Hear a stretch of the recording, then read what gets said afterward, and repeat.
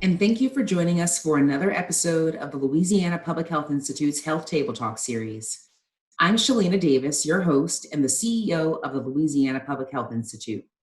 I pray that you and your family are safe and well, and that you're finding ways to help support one another as we continue to navigate through the impacts of the ongoing COVID-19 pandemic, as well as the aftermath of Hurricane Laura in our communities throughout the state.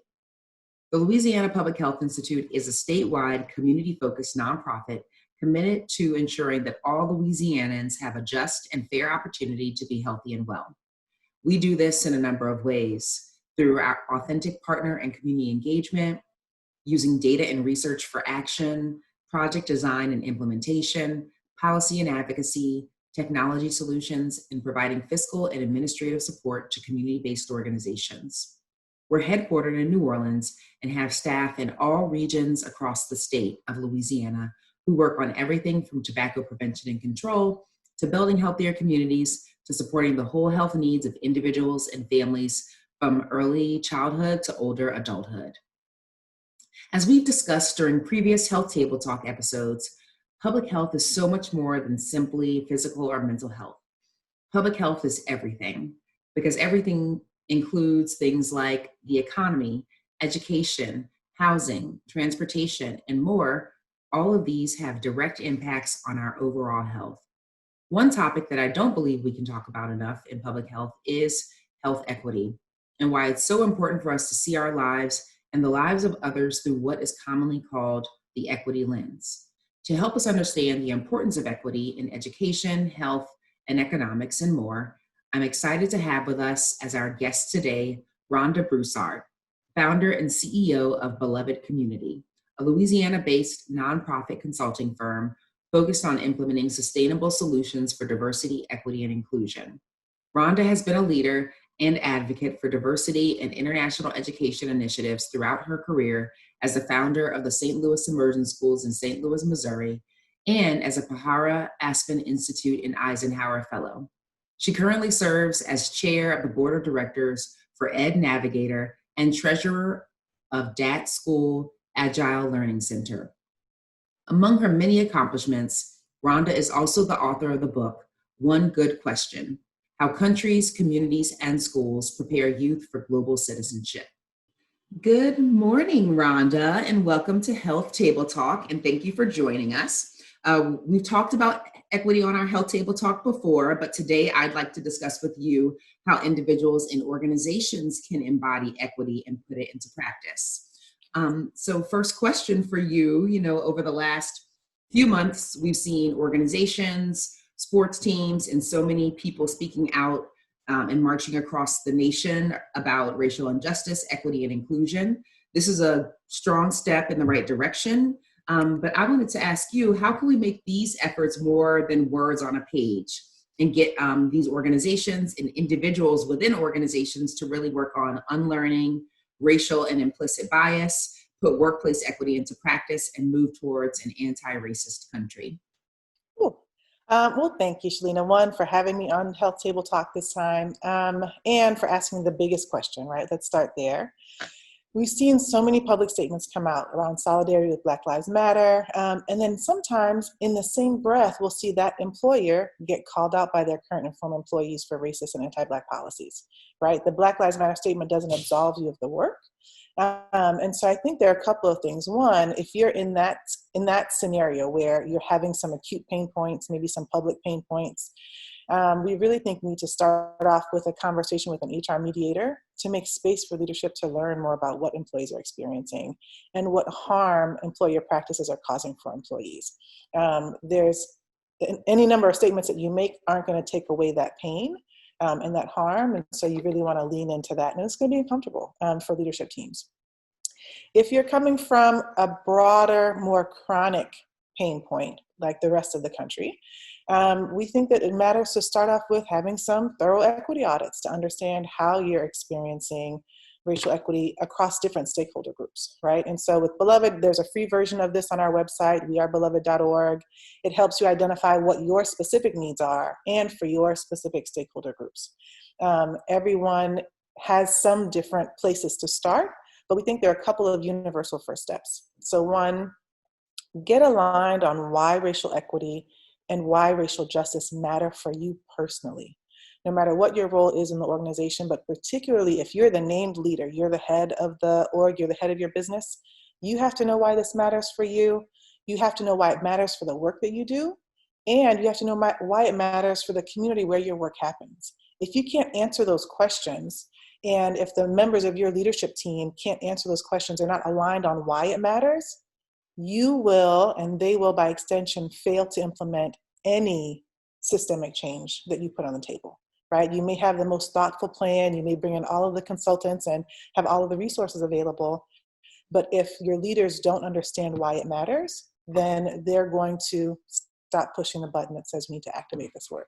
I don't know when this is going to air, but I would say also see the NBA. We've been watching the playoffs and have been consistently impressed with how their public statement is now being followed up by their daily action in terms of what the players are messaging, what the coaches are messaging, and how they're taking a very consistent stance across the entire national organization for what it means to support Black Lives Matter and all of the intersectional issues that show up there.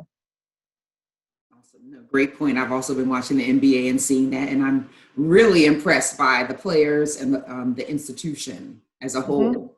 And so as an institution, LPHI is funded a great deal by federal funds. Recently the president issued an executive order that bans trainings on critical race theory for federal employees in particular, but we know this has impacts on us potentially as well.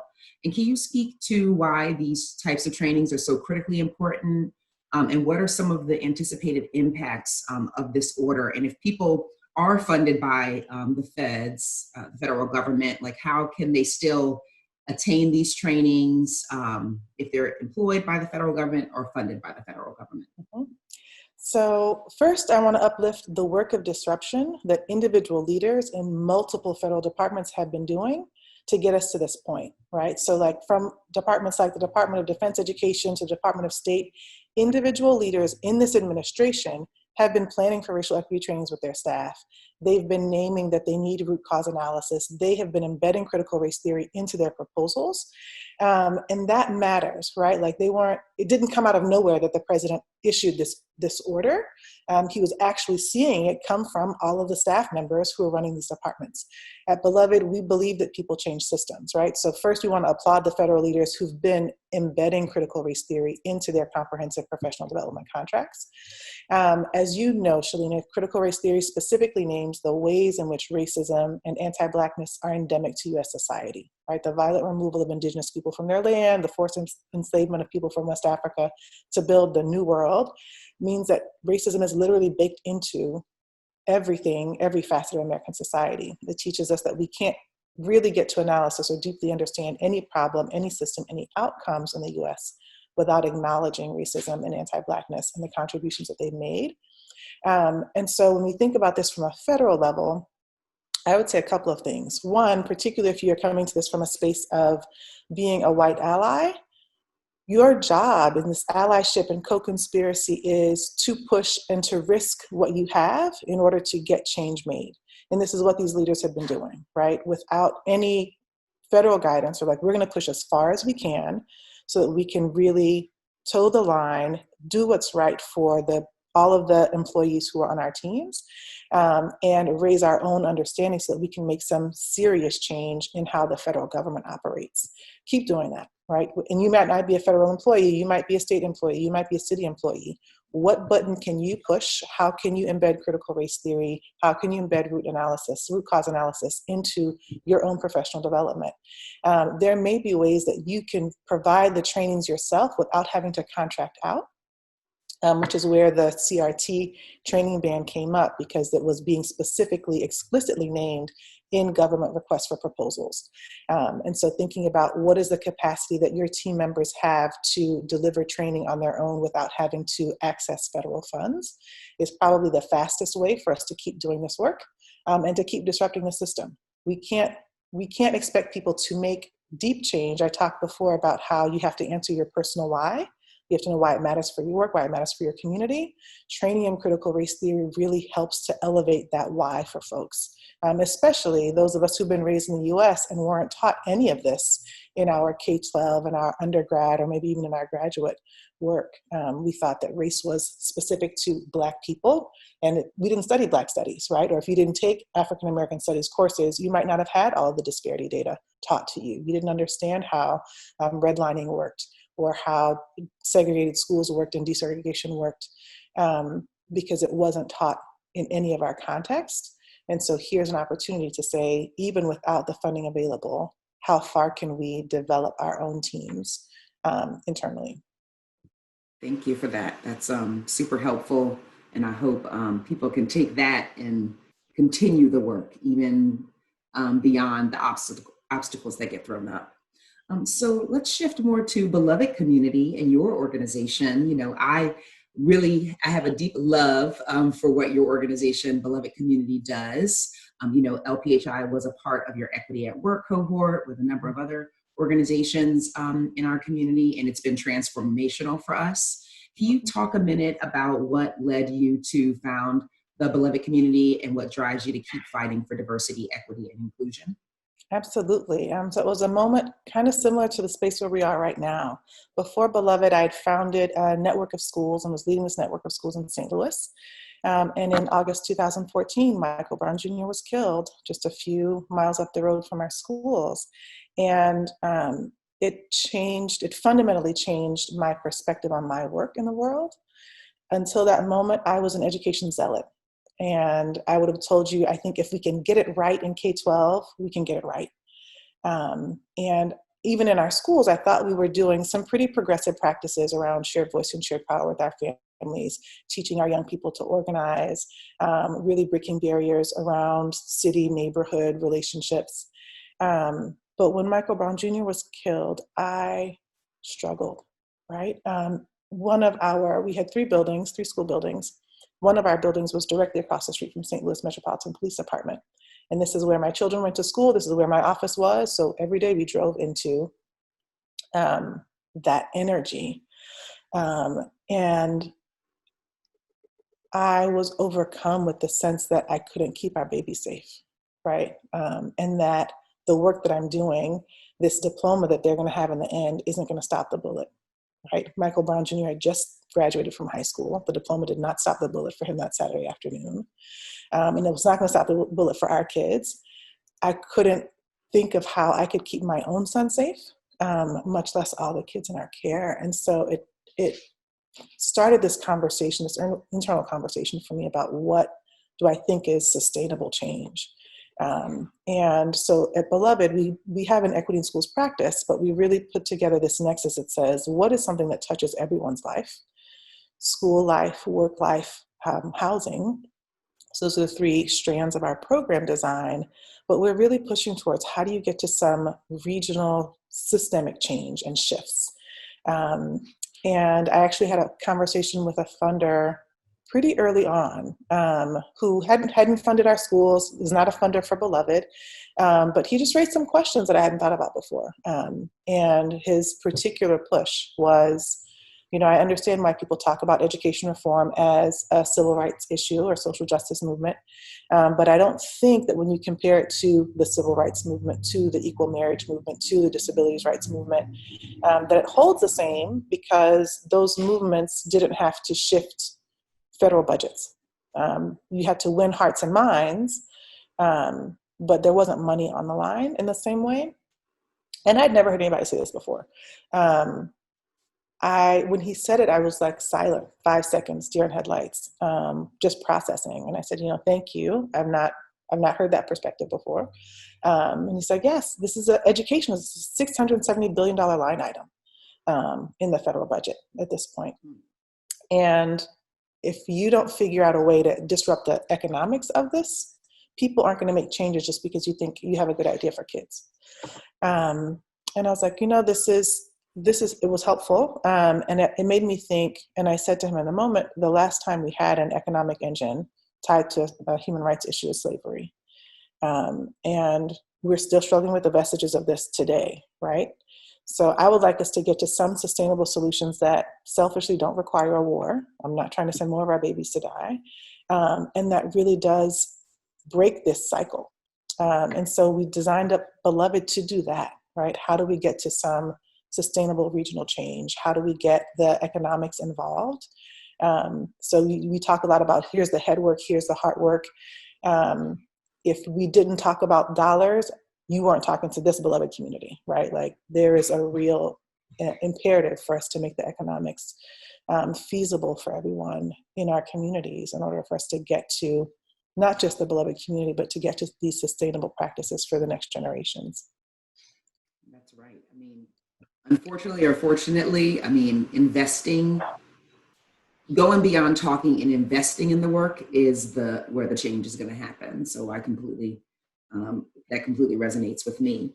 You also brought up a great point about the head and heart. And I guess as we wrap up today's session, one thing that I personally appreciate about your organization and in my own kind of like personal development, I love your head and heart approach. And you also, in your curriculum, use Assata Shakur's quote around the power of people being stronger than any weapon. People's revolution can't be stopped. We need to be weapons of mass construction, weapons of mass love. So can you talk through the importance of this head and heart approach, and maybe as we close, leave us with a few words of wisdom around equity and leading with our head and our heart? Thank you. Yeah, we are really guided by this. And this part of the quote, we need to be weapons of mass construction, weapons of mass love. It's not enough to change a system, we need to change ourselves, is what guides us in our daily practice, right? The idea that I can come up with all of the great operational practices and, here's an audit tool, here's a governance tool, here's a blank.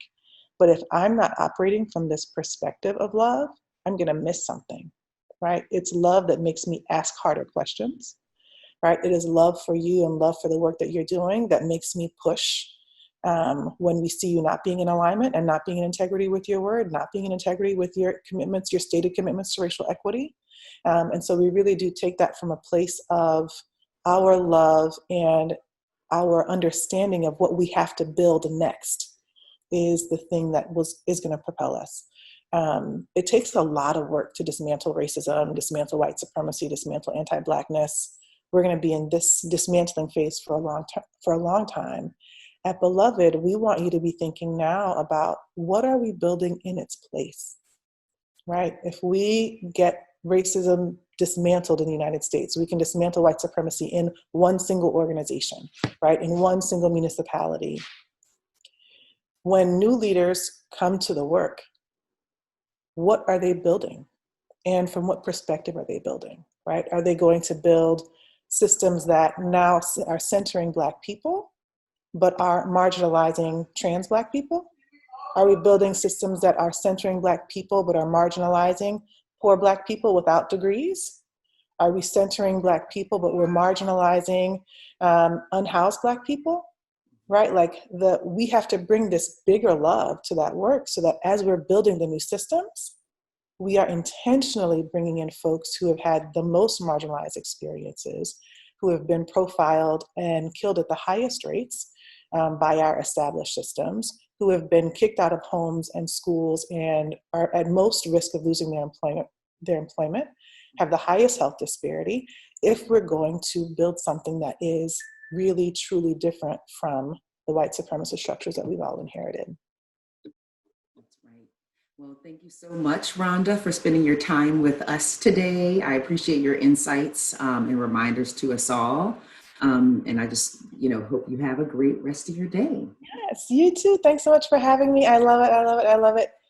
Big love out for you, Shelina, and the rest of the LPHI family. So thank you so much for joining us for this edition of Health Table Talk. I hope that you learned something new and are able to use this information to guide how you can put equity into practice for yourself, for your business, and your community. We know that COVID-19 is not over. And also our neighbors in Lake Charles and the other areas of the state are still recovering from the devastating impacts of Hurricane Laura and need our help. Visit our website at www.lphi.org to find resources and support for COVID-19 and information on how you can help and support those that have been impacted by Hurricane Laura. Also, if you've not already registered to vote in Louisiana, I strongly encourage you to do so. You can register online at the Louisiana Secretary of State's website, sos.la.gov. The deadline to register online is October 13th. If you're already registered, you can double check your registration status by visiting vote.org. Before we end today's episode, I also want to acknowledge the passing of Supreme Court Justice Ruth Bader Ginsburg. She was a champion for equity and a tireless advocate for the civil rights of all Americans, and especially for the rights of women. Justice Ginsburg's pioneering legacy of equity for all paved the way for women in law, government, business, and in every aspect of life. We have achieved more because of her relentless work until the very end. Thank you so much, Justice Ginsburg, for your life and for your service. Remember, we're all in this together. Let's continue to mask up, physically distance, and wash our hands. Until next time, stay healthy, stay safe, and stay well.